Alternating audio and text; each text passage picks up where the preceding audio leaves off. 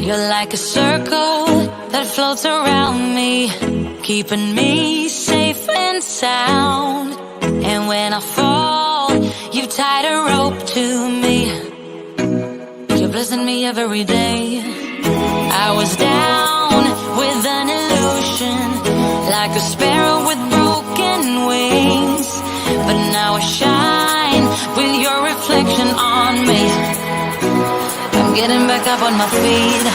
That you showed up was written in my palm. You are a statement, explode like a bomb. I get to push myself to victory. You make me winner. You cut me loose and set me free. You make me win in every way. You showed me how to spread my wings. Yes, I'm the winner of the day. You cut me loose and set me free. You make me win in every way. You showed me how to spread my wings. Yes, I'm the winner of the day. Yes, I'm the winner, yeah.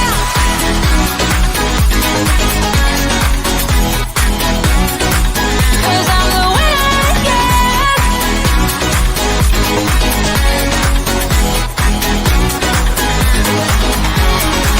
Am I awake or am I dreaming? So far gone, I won't look back. And when I move, there ain't no stopping me. You're pushing me up to the top. I saw the clouds looking at. Good afternoon, everyone. My name is Sharon Campbell. I'm your host for tonight for the Plan to Prosper.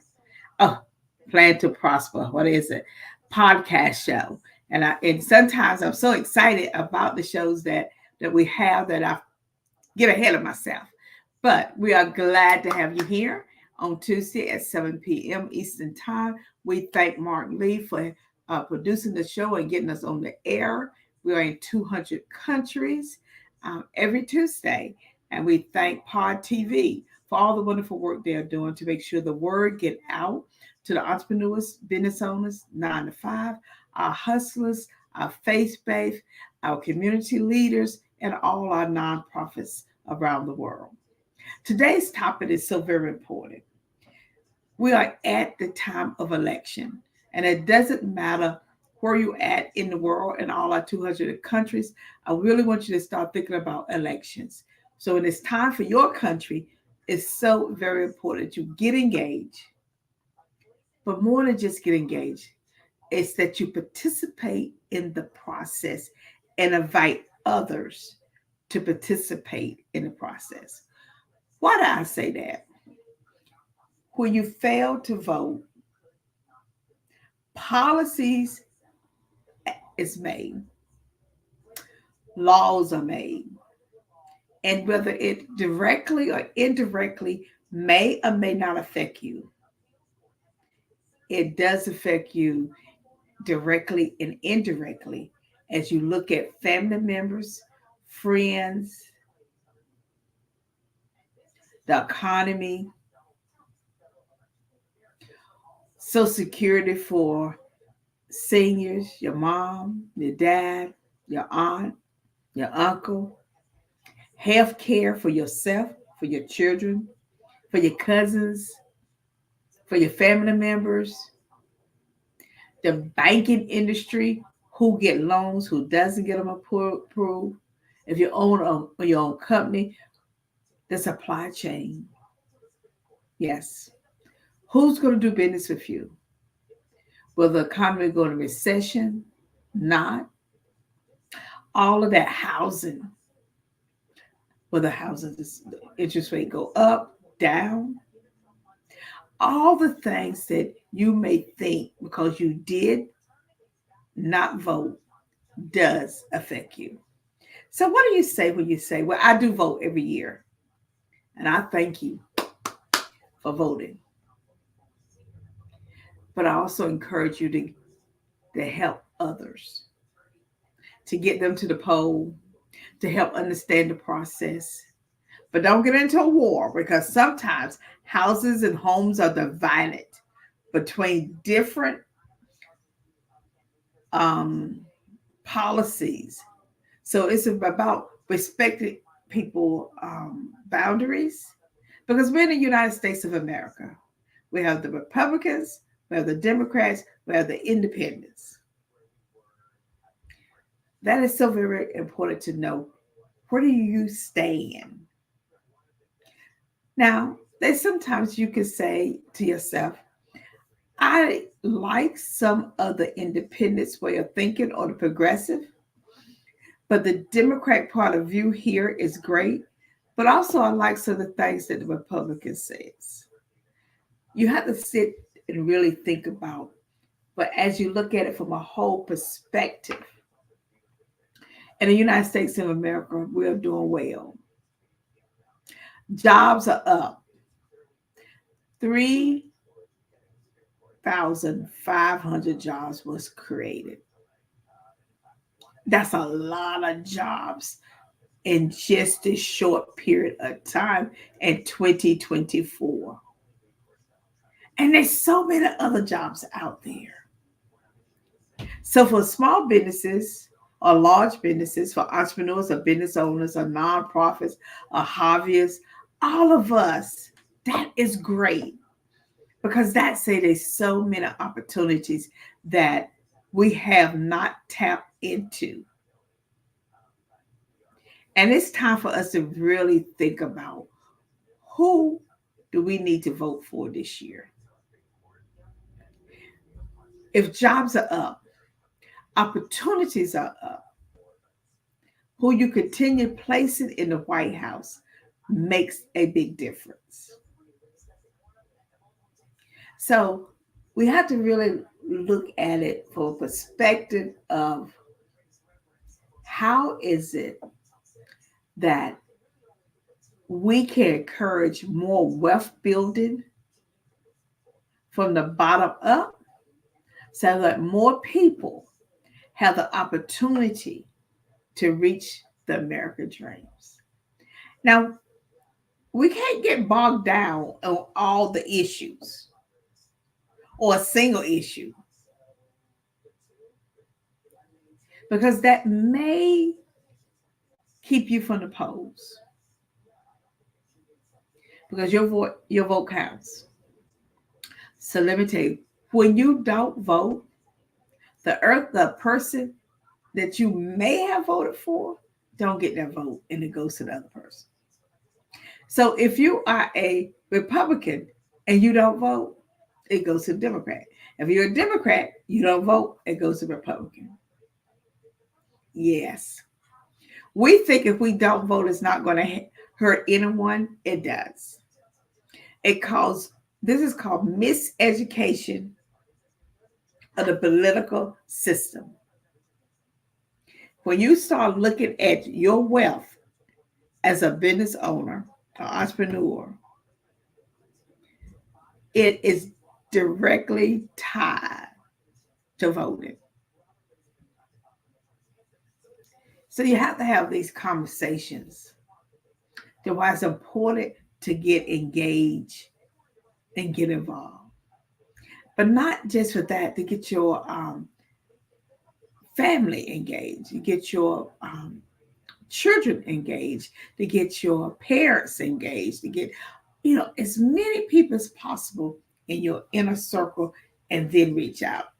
So I always believe that if you start in your inner circle, getting those registered, helping them understand who's in their district, where to go to vote, and you can take the United States, and you can just take that and just take it to another country, which is the same process. Where you need to go to vote, who you're going to vote for, why you voted for them, and engaging other people to vote. The process across the board is the same.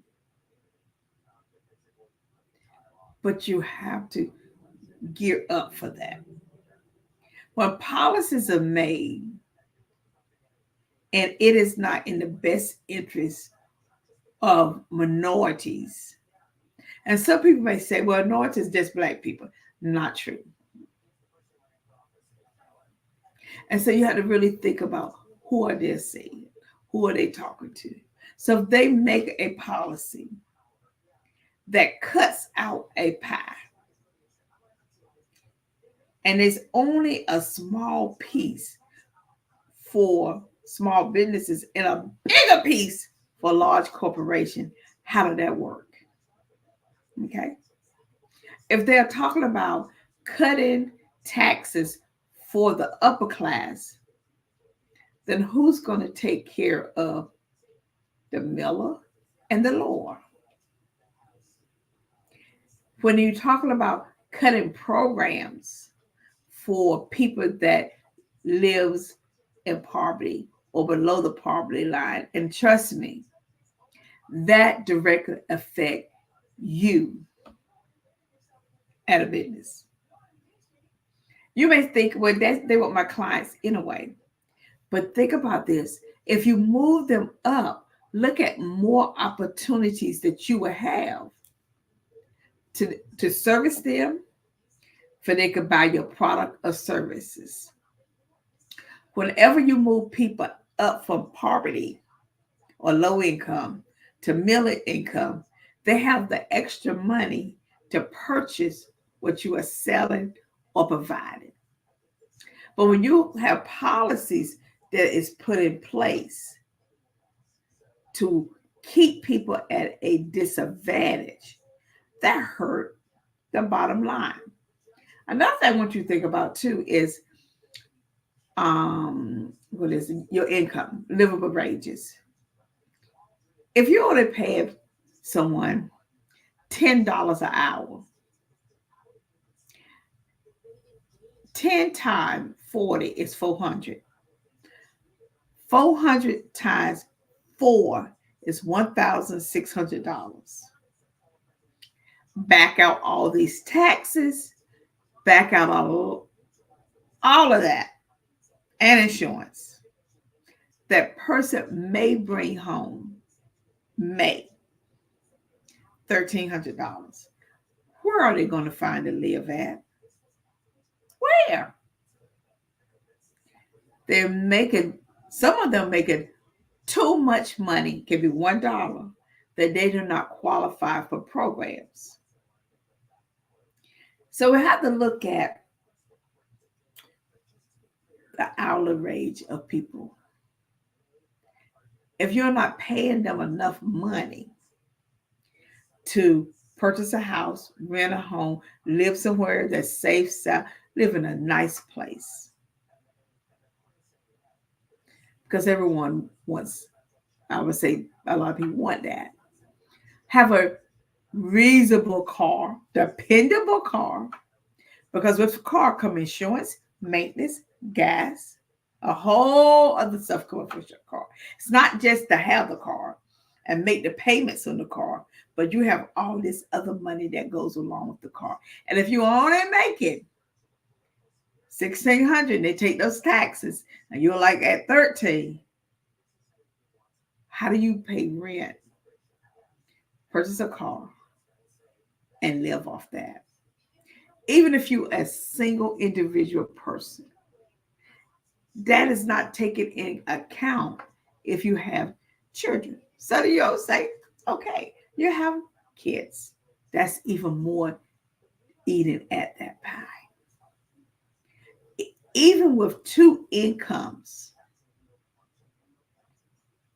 single or with children, if the wages are so low, and the reason that is why is because greed for the top level want more for themselves than to pay the bottom to move them up. And it is a system that we need to talk about, because voting in an election, any election, whether it's local, state, or national, makes an impact on your business, whether you're a small one, medium sized, or large one. And you would think now that we should not continue having this same conversation about paying people so they can live the lifestyle they desire, that they are willing to work, show up, and produce, that we are still struggling with what that part is. And that is what statistics show. That is why we have so much crime. That is why we have so many broken homes. That is why the programs that is there to help people pull them up keep increasing and need more funding is because of that. It is. Yeah. Spend some time talking with your mother or senior about all their life they have worked. And when they look at their Social Security benefits and they look at the cost of living, those two have not caught up with one another. So I want to encourage you during our Plan to Prosper podcast that it's so very important that you engage in the election process and to educate yourself on that. But most important is to not allow it to be a one time where you go vote and next year you say, well, my person didn't get an answer, I'm not going to vote next year. But find out what else you can do, how you can help look at policy and change. Oh, yes. You're like, I got so much other stuff to do. That's somebody else. I voted for those legislators down there. They should get it right. We could say all of that. But you have to realize something. Down in the legislative building or where it's at, or Congress, one vote. Everybody have one. It takes a group of them to get something passed down. And so we need to email our representatives and our Congress people. Not doing what we're mad with them and whatever going on. We need to email them in a good time, support them. And this is a hot topic, too, I can think of. Abortion and immigration.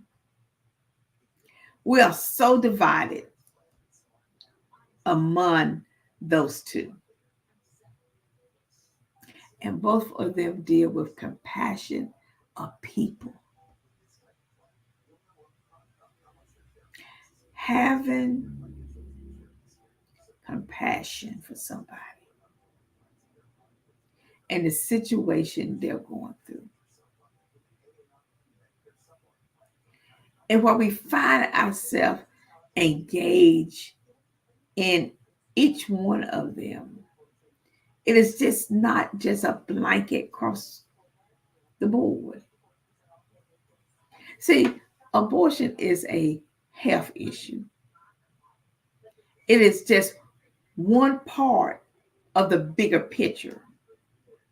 And because we get so caught up in just the word abortion, that we don't study the bigger impact of what is happening. Now, I would say women, Republicans, Democrats, Independent, Progressives, we have came together on that issue.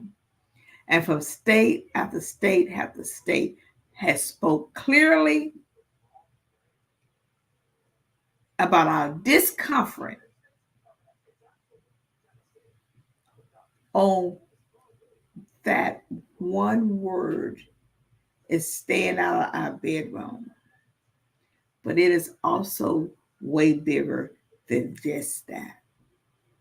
Because that takes on a different meaning for healthcare for women. And we have a lot of men, no, get behind that too. So let's talk one more about immigration.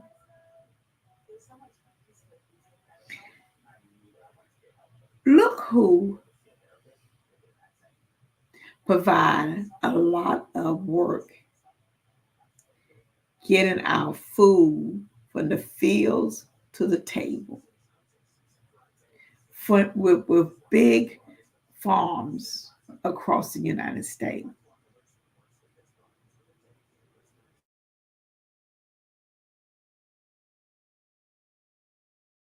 We need to be sensitive to those issues. It's not just people coming over, but people are coming over because they are leaving a unbearable situation to come to the United States of America, where we are promoted to be the country that you can pull yourself up and live the American dream. Now, yes, there's a lot that needs to be done behind that, but it's not just 2024 that we had this issue. This issue has been going on for years.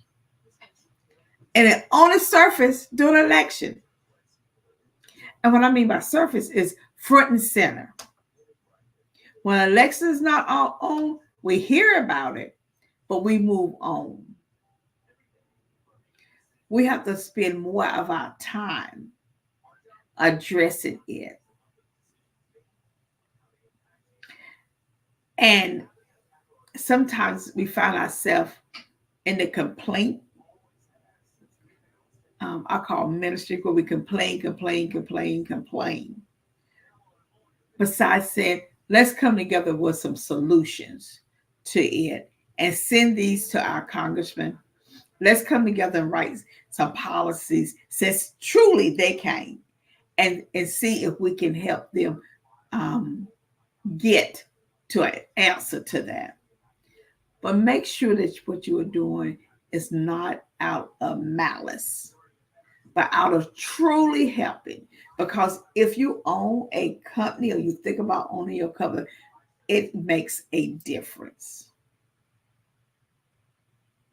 There may be opportunities to change policies so more people have a better quality of life. So I want to just have us think about that. We're going to take a quick commercial and we'll be right back.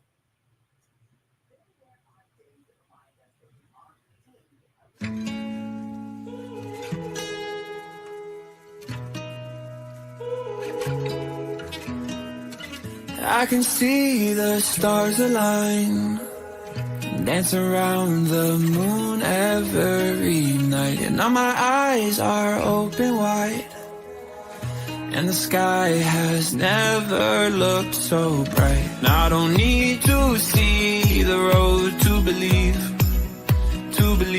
yeah. 'Cause this is where I'm meant to be, I believe.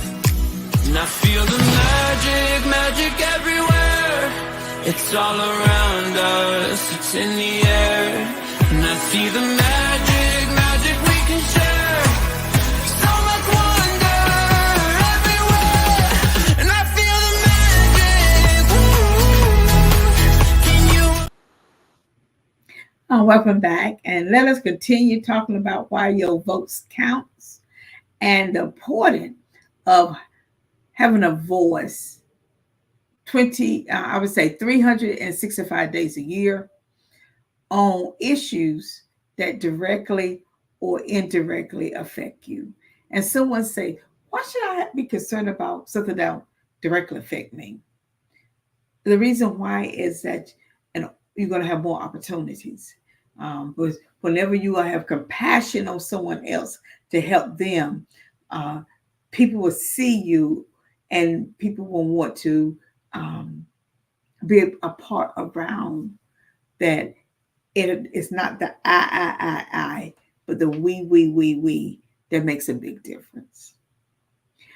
So what can you do as a small business? The first thing you can do is have a group of businesses, small business or large business. So people think about going to a business, to have some group meetings around policies if you want to engage in federal contracting. Maybe that you want to change something in federal contractor or state contractor that better give more people in your industry more opportunities. Maybe that there is more training that's hands on that you may believe would open up the door for more opportunities for jobs and for wealth building for your industry. And you want the particular training, but they have made it in such a way that does not keep you, that keep you from on the outside and not being able to apply. So you have to have a voice, and more than one really truly makes an impact. We can't sit and say, well, they wrote it and I don't understand it. The bidding process is bad, but then I have a solution to how to make it better so more doors are open for people. I've learned this here. No is not a no all the time, because policies and laws change every day in America. It is what you do to help that along. So if you want something change, you're going to have to engage in conversations and come together as a group and have that policy or law tested to make sure it is for the greater good. And once you do that, opportunities to start opening up for you in so many different areas. I would myself would say we have a lot of great programs that have came out of the last 3 years. Build Back Better, but the manual is this tall. Who has time to go through that? Okay. Yes, there's a lot of opportunities in there, but how do we figure out how to extract them? So there need to be some training on how to go down there, get the information, and then how do you put it back so you can use it back into your company, back into your community, back into your state, back into your local politics, as it relates to bringing more people to the table. So you can have all these great things that have been passed through the federal government. But if they in a book so big, how do you figure out how to get to it? Okay. And so only by coming together saying, this how we believe that you can move the information out of this big, thick manual, extract it, and put it in such a place that the everyday person can understand it. Another one is that if there's opportunity for more grants and grant loans, there's a combination for small businesses, for companies, and for nonprofits. How does that work? You know, having a webinar, having a training in the middle of the day may not help your 9 to 5 because they're at work. And so we got to start being more flexible as it relates to growth for a bigger population of people. I think that we have to think through this and help our elected officials better help these departments come up with ways to better serve our small businesses and nonprofits. People are thinking about they want to go in business. I think it's so very important that education stays in the front of how to do that. Now, so often people say, well, you could go online and just look at the webinar. Well, how about if I have a question? How soon is it going to be that someone get back to me with the answer? See, all of this goes back to who do you place in office? Now, we can take this same concept that I'm talking about and go into any country and make it work the same way. Who do you place in office? And let's pick a country, Russia. Okay, who's there that's looking after you if you over in Russia? Okay, are you picking the right person? Who's there over in Africa? In any of the countries there? Who is there? Who is in Australia? Who do you look? Who's in Great Britain? We have to really stop thinking about who we're putting in office that's making a difference. And then how do we work as a unit to change policies that's going to help industries? It is when you look at if you're in one country and you want to do business in the other country, how do you navigate that? How do you find a way that someone can explain it to you in such a way that you can grasp it and move on? Too often I hear agencies say, well, you shouldn't open up a business if you don't know how to do that. And I'll be like, well, that's not a reason why I shouldn't open up. I'm looking for you to provide me some guidance to the other part to how to do it.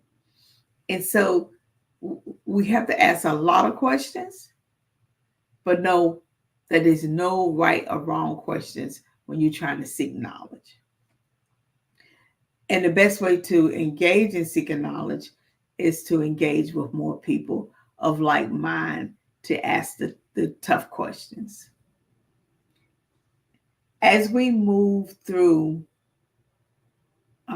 this election year in the United States and in other country that we are representing tonight, which is 200, as we move through the process, spend some time asking yourself, what are the top 3 things that's important to me? And why are they important to me? And then Google what policy is around there and spend some time just reading up on that policy. And does this policy provide opportunities for my business to grow, to thrive? So once you start thinking about it and really engaging in the process, you will find out that the world will open up to you. And you'll start moving to areas that, one, you may not have known about. 2, one that you thought about, but wasn't for sure how to get into that. And always remember, no is no that day. It's not tomorrow, because that could be a yes. Because someone tell you no today, tomorrow you may get a yes, so you have to go back. Something else I really think is important is for you to educate yourself as much as possible in the industry that you're in and see how the government works in that industry and find out how you like to improve that process. And I do hear people saying, one more thing I need to do. I don't have enough time. So you do have enough time if you allocate the time to do it.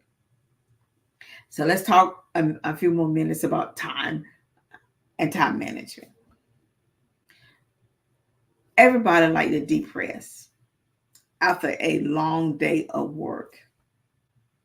But have you ever worked and at the end of the day you are saying, what did I accomplish? How much money did I make today? Or was I just on this wheel going round and around and round and round and round and I accomplished anything?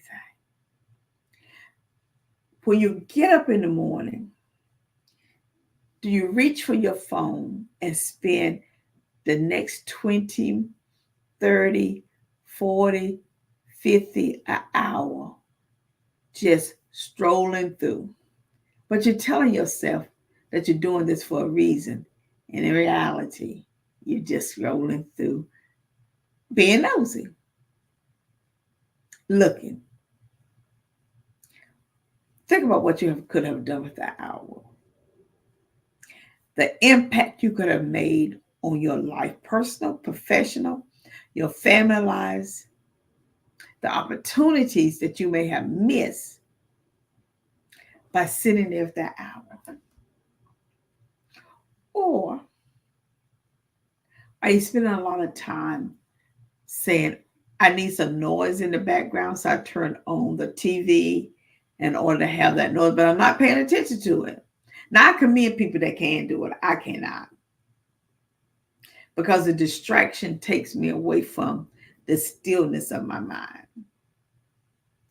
I just believe when you get up early in the morning, you need to center yourself and still the mind and pull into you before you walk out the door. And I don't believe for me, it's my belief for what I do, that if I have a lot of stuff going on with me, then I can do that. Now, some of you would say, I have children, I have a husband, I have a mama. We could come up with all of that. It just requires you to get up a little bit early, or requires you to work with your significant other or your partner to help find that time that you need to still yourself. The other one is in the afternoon when you get ready for picking the kids up, or if you're single, for just going home for a long day, or just what it is. What do you do before you get into bed? Do you watch a lot of TV? Do you listen to some music? Do you still your mind? All of that is important for you to be the best you. Because we need for you to show up every day as the best you. Now you're going to say, what do all of that have to do with voting? A lot. Those are the moments and times that you start taking back. You will find an extra time that you can learn. I have little meetings with 2 or 3, 4 or 5 people in your industry or not in your industry to just have that conversation around, is there a policy or procedure or a law that is made that does not better equip the greater good of all of us? That's how affirmative action came about. The civil rights movement came about. That's how Roe versus Wade came about, is people taking the time. The fair housing market came about. All of that. The laws against domestic abuse, the laws against children. You think, why people fighting so hard around the gun law? Too many of us say that's a no-brainer. Too many of us say, you're trying to take my right away. And as no one has said, we're trying to take your right away. What we said is, we want a better law to protect other people's also rights. We have to find ways to better engage, bring us closer together, than pull us farther apart, especially in the world of growth and opportunity, especially when you hear that 350,000 jobs was created in 2024. That's not that long of days. And so we can do that. Think about all the opportunities that happened during that time. You have the power to make a difference. Have your voice heard Encourage other ones to have their voice heard. And let it be for the good of everyone. And not change rules because of something you feel or policies that hurt someone else. I want to thank you for joining us tonight. And I hope something that I said would inspire you to go vote. Use early voting as a tool. Because things do come up at the last minute, and you want your vote to count. Provide a conversation where you can listen as well as hear, because there's a difference between listening and hearing. And it's okay if other people have a different perspective on the issue than you. And through voting, that's how your perspective can make a difference. I want to thank you for joining us again.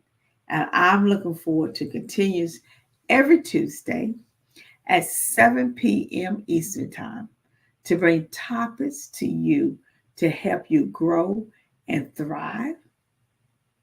Whether you're a business owner, an entrepreneur, a faith-based, a 9 to 5, a hustler, a dreamer, a community leader, whatever it is, I'm asking you to be part of this journey of change in 2024, where we can continuously helping others and add to the number of people that created a job for somebody. And that is what companies does every day, and have the ability to pay people to move them out of low income, the poverty level, middle income, and we grow together as one. Have a fantastic night, everyone, and I'll see you next Tuesday.